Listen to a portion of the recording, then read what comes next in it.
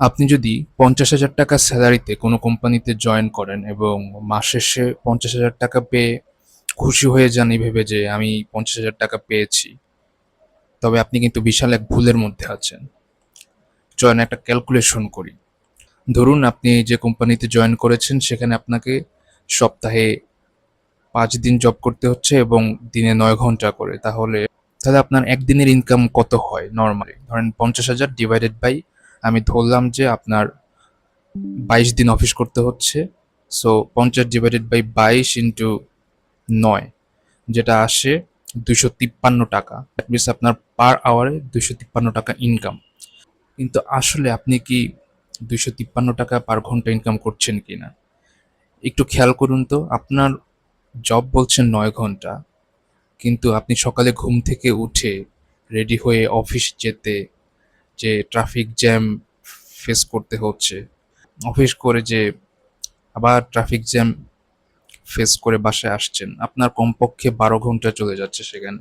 That means যে টাকাটা আপনি 9 ঘন্টার ইনকাম ভাবতেছেন সেটা অ্যাকচুয়ালি 12 ঘন্টার। সেকেন্ড ইস্যু হচ্ছে আপনার অফিস যেতে আসতে যে কনভেন্স অ্যান্ড দুপুরের লাঞ্চ, সেটা যদি আপনাকে পে করতে হয় তবে আপনার স্যালারি থেকে এটাও কিন্তু বাদ দিতে হবে। সেক্ষেত্রে আমি ধরলাম আপনার পার ডে যদি 300 টাকাও কমপক্ষে খরচ হয়, 22 দিনে সেটা হবে 6,600 টাকা। তাহলে আপনি যেটাকে 50,000 টাকা ভাবতেছেন সেটা অ্যাকচুয়ালি হয়ে যায় 43,400 টাকা। অ্যান্ড আমি যদি এবার ঘন্টার হিসাবটা করি,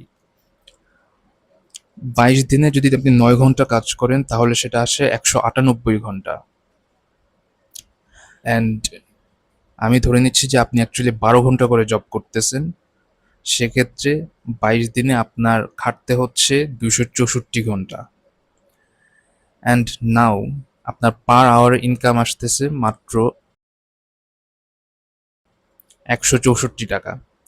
এখন সেটাকে যদি আপনি 9 দিয়ে গুণ করেন তাহলে আপনার 9 ঘন্টার অ্যাকচুয়াল ইনকামটা আসে, অ্যান্ড সেটা আসে মাত্র 32,500 টাকা। দ্যাট মিনস যে স্যালারিটা আপনি পাচ্ছেন 50,000 টাকা 9 ঘন্টা জব ভেবে 22 দিনে, সেটা অ্যাকচুয়ালি আপনার ওই ঘন্টার জন্য অ্যাকচুয়ালি 32,500 টাকা হয়।